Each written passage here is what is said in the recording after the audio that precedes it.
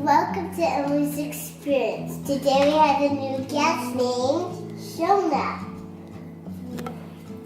So we're going to make a snowstorm. So we need vegetable oil and a big jar of it and water, this stuff, I don't know, food coloring.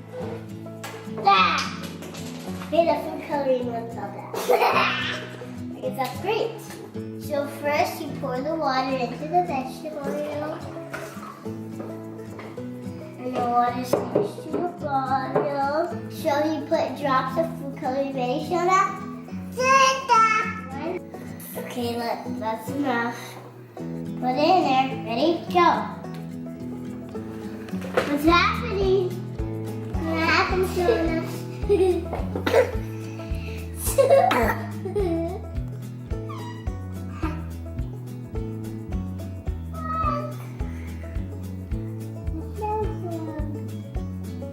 See at the top, come on, it's purple.